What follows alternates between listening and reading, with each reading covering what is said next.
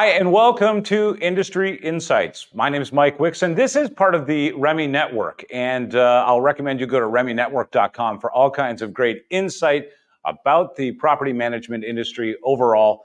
And by the way, subscribe to this very channel on YouTube or any platform you're watching or listening on, because every time there's a new interview and a new episode, you'll be made notified right away. All right, today let's get to it, because as you know, recently we did an interview with the folks from Yardi. Today we're going to drill down a little bit more on that report and some of the results from it when it comes to, now I wrote it down, prop tech. You know what prop tech is? Well, if you don't, you're about to find out, because joining us right now from Salto is Preston Grutzman. Thanks so much for joining us. Oh, Mike, thank you for having me, man. I'm really excited to be here. I believe in this type of stuff. I believe in education. So just thanks for helping me with the platform and spreading the word about all the cool things happening in multifamily tech today. Delighted. And you're right. We learn a lot here together. And so I appreciate you being part of that learning process. Let's start things off. What have we learned about how access has changed? Accessing buildings must have changed from pre-COVID, during COVID, and now what's happening post-COVID with access. Yeah, I tell you what, like that's something that we could spend a whole lot of time talking about. But the reality is there are, three distinct phases of what multifamily operators have wanted. But before COVID, during COVID, things changed. And then after COVID, we've kind of learned some lessons. So in the years leading up to COVID, multifamily tech for access control was super disparate. You might have had one brand for a video entry panel, like to buzz up your friends, or the pizza delivery guy coming up, a different brand of access control for the common area doors, and a different brand of access control for your unit locks, maybe even a mechanical key, right? These are three distinctly different systems that pre-COVID were just, that's what they were, and maybe even a fourth system for package delivery, like or a UPS guy or a FedEx guy would have walked up and put a box inside of a parcel box or locker for a resident. Well, once we stepped into COVID, everything changed in multifamily. And part of that driver was multifamily demand went nuts. We weren't going to the office. We wanted to spend more time at home. We wanted to have a better experience in our apartments and our condos, right? So what that ended up leading to is this whole huge shift in technology. Instead of all these disparate systems, we ended up having all these tech partners that would link together all these different brands of access control or smart lockers into a single platform. And those platforms got very, very cool and very, very advanced, very, very fast, because rent gains were going through the roof or property values were increasing dramatically. So developers and operators were willing to foot the bill for this stuff. However, it's interesting that you point that out, that was sort of a real bubble of a moment where it was reactionary almost. Yeah. But that bubble is the perfect word there, because that growth across North America hasn't stayed steady after COVID. We've seen declines in growth in rents, or maybe even property values, or building new buildings because of financing charges. And so what had ended up happening was during COVID, we thought of all these great ways to improve experience, to add up cost. But after COVID, we're left with these incredible platforms.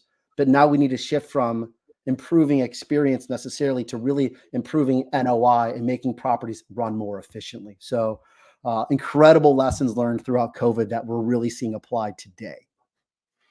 It's interesting that you say that. During that time of necessity, it changed our perspective on passage into our homes. And I would imagine that some of the technologies that are going to be maybe a little less restrictive and tight will still be used in day-to-day access, which leads me kind of to my next question. Recently, I switched over. I don't even know where my wallet is. I have a picture of my license in there. I have, hold on a second. Just 1 second. My bank is calling now because, as it turns out, my wallet is empty. We're moving to passes constantly in this era. Is that making a big difference to prop tech as we know it today? Oh my gosh, it's a huge driver in access control prop tech decisions today, because you're right. It's been normal to open up smart locks and access control products with your phones. It's been normal to do that for years. But that normalcy before was really opening up your phone, unlocking it, signing into your property application, maybe even 2 applications or 3, depending on your building's tech stack. Tapping a button to activate a Bluetooth key, and then tapping the device you want to open. Like, it's a fine experience, but that's not what any of us want to do. When we want to open up a door, we don't want to unlock our phone, navigate to an app, sign in, tap our phone, right? It's great. We've lived with it, but that's not what we want. What do we No, want? theoretically, in that era of Yeah. we're coming up with apps, okay, but not now. Right. Yeah, we want to do that less. So really, that's where these new wallet credentials are coming into play, like Apple Wallet. We've all heard the word, or Google Wallet, or Samsung Pay. The idea of putting your access credential inside the memory of your phone, so that when I grab my phone, my iPhone, which is what I use, I can tap open a Salto door, and without opening up an app, without unlocking my phone's wallet pass for the door opens, and I instantly have access if I'm allowed in. It's what our residents and what our users want. And it's Yeah. more than using your phone, because your wallet isn't just in your phone, man. Our Apple Watches or your smartwatches also Yeah. have the same NFC technology, which, again, tapping with my phone or my watch, maybe one makes sense one day or the other does. Maybe my right hand is full and I can't get to my phone in my pocket, but my wrist is open. So there's just an incredible amount of innovation that I believe is going to continue to happen around using wallet passes to get in and out of buildings and units and everywhere within multifamily. Well, there we go. What do you think is on the horizon for multifamily property technology? Yeah. But beyond the fact that wallet passes are going to take off, that is like the thing that's going to happen, right? But the idea of just consolidating platforms and really just empowering residents to open up doors the way that they want, right? We want fewer apps. We want to go into those apps when it's meaningful. And we want to be able to tap the devices that we carry with us every single day to get access, right? But we also need to be mindful that it's not always just about the resident experience. Like, we care a ton about resident experience. We're all residents, right? We want to have incredible experiences. That at the end of the day, what's really going to drive prop tech moving forward is deep integrations with the right systems that don't just improve resident experience, but also improve the operator experience. Property managers don't want to manually add every resident in their systems. They don't want that opportunity for error or that extra work. They want to be adding value to their residents by interacting. So integrated systems that offer innovative ways to open up doors and have single systems that can control access to every single building that are still simple. It sounds easy, it sounds obvious, but it's not so simple. Well, it sounds like somebody's dedicating their resources to it. It's no accident we have somebody from Salto on, because you guys are the leaders in this field. It leads me to think, what are you working on right now in your space, in your labs? Go ahead, reveal some secrets if you'd like, Yeah. that we're going to see out on the market soon. Oh my gosh. Okay. Well, the largest security show the year, for the largest show globally, is called ISC West. It's every year in Las Vegas. It actually just Okay. wrapped up last year or last week, and we showed for the first time some really exciting products that I believe help complete our tech stack. It really goes in line with what we're talking about. So at Salto, we've always been really, really good about common area access and unit access, of course, in garage doors and elevators. We've Mhm. always been good there. We'll continue to be good there. But one system that we haven't ever had in the past is a way to get in through the front door for visitors. We've never had a visitor entry panel where a guest can walk up, scroll through a directory, and tap the person they want to talk to. Well, last week we showcased for the first time our brand new entry panel, which will be coming to market soon. I don't have a date for you, but what that's going to allow Salto to do is really control that end-to-end experience. Guests getting in the front door, whether it's to a video intercom or maybe scanning a QR code with their phone and pulling up a directory on their cell phone. That's really Oh, innovative.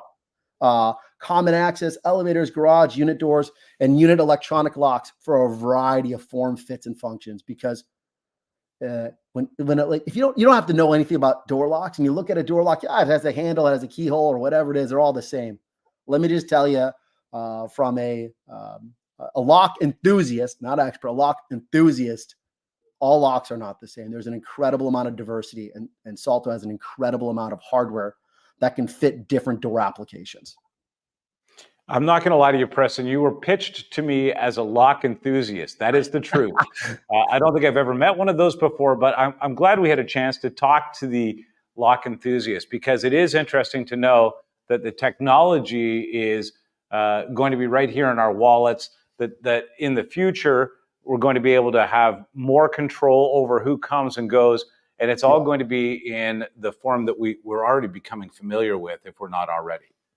Yeah, of course, man. There's a lot of exciting stuff happening in multifamily access control, and it's only going to get better, my friend.